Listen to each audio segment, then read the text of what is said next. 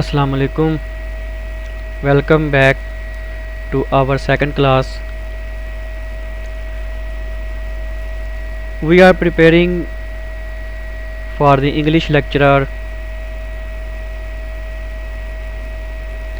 and in first lecture we have discussed about history of English literature and its first period, which is called Anglo-Saxon period or Old English period.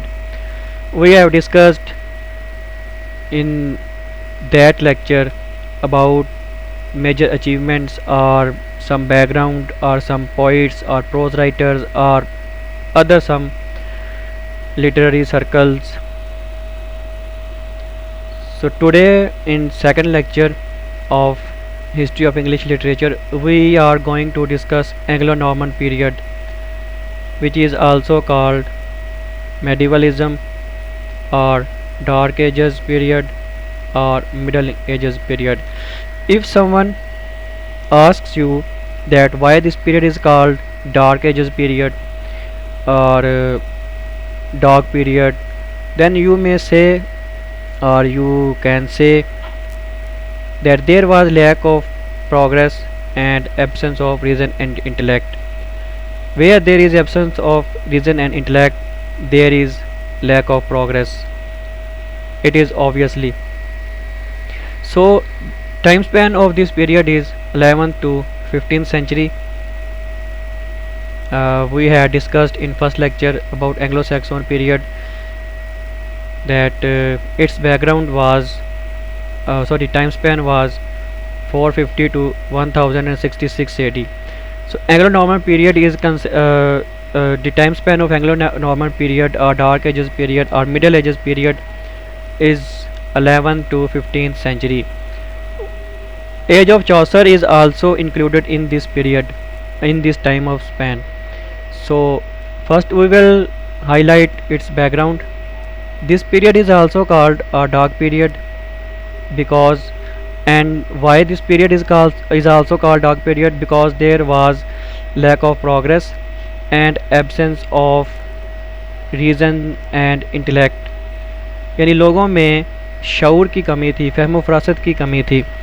और उसके बाद जब यहाँ पे शऊर नहीं, यहाँ पे फहम फरासत नहीं, तो डेफिनेटली वहाँ पे लैक ऑफ प्रोग्रेस ही होगी, यानी वहाँ पे प्रोग्रेस नहीं होगी। Where there is no reason, where there is no intellect, where there is no rationalism, there is also there will be lack of progress. So the people of this era were interested only in producing children and they didn't do any creative activity, यानी उन्होंने literature के हवाले से या literary आप कह लें traditions के हवाले से कोई भी या वैसे ही कोई बुक्स या इंटेलेक्ट के या रीज़न के हवाले से किसी तरह के भी उन्होंने कोई एक क्रिएटिव एक्टिविटी नहीं की थी। As they had no sense what to do intellectually, जैसे कि उनके पास शऊर ही नहीं था कि वो कौन सी कोई ऐसी इंटेलेक्चुअल एक्टिविटी करें। So some points are there. Anglo Norman period started with the Norman conquest in 1066 AD. This could be also used in MCQs.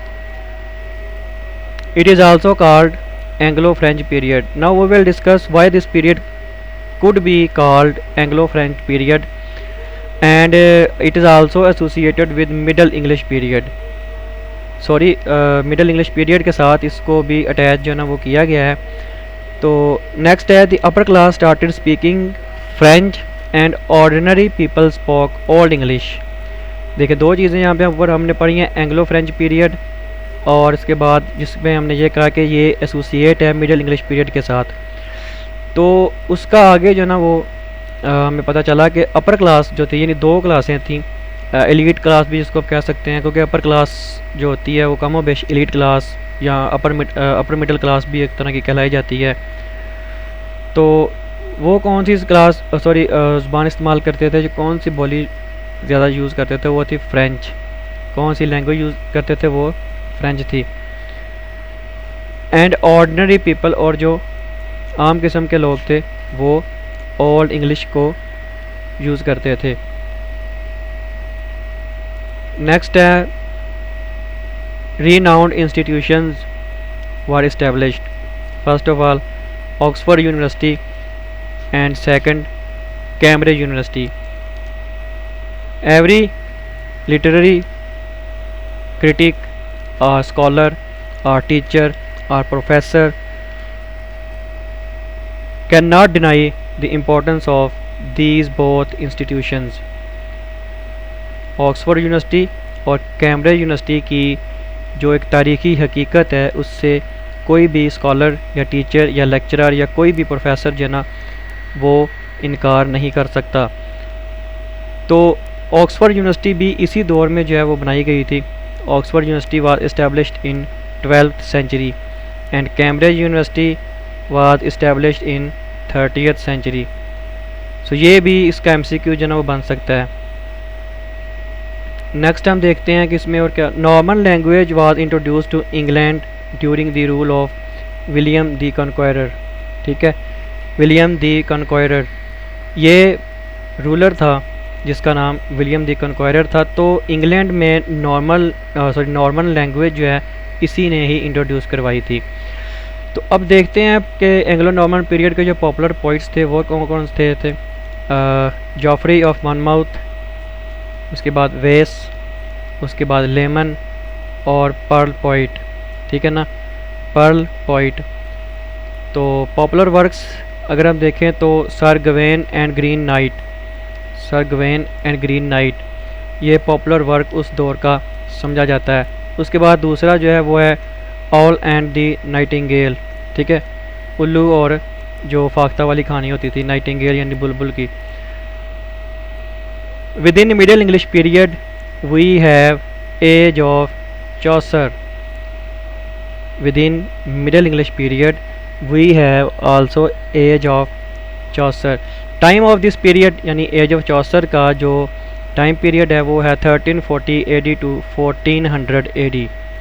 1340 to 1400 1340 AD से लेके 1400 AD तक का जो दौर है वो एज ऑफ चौसर कहलाता है। ये भी MCQ बन सकता है। ये MCQs कुछ मैं बता रहा होता हूँ, कुछ आपने खुद जो है ना वो बनाने हैं और बना के तो अपने रजिस्टर पे जैसे मैंने पहले लेक्चर में बताया हुआ है कि आपने नोट करते जाना है। Age of Chaucer is considered the opening movement of English literature. ठीक है, यानी इंग्लिश लिटरेचर में जो एक इब्तदाई लम्हा था या इंग्लिश लिटरेचर में या इंग्लिश लिटरेचर की इब्तदा आप कह लें वो एज ऑफ चौसर के दौर में ही हुई थी।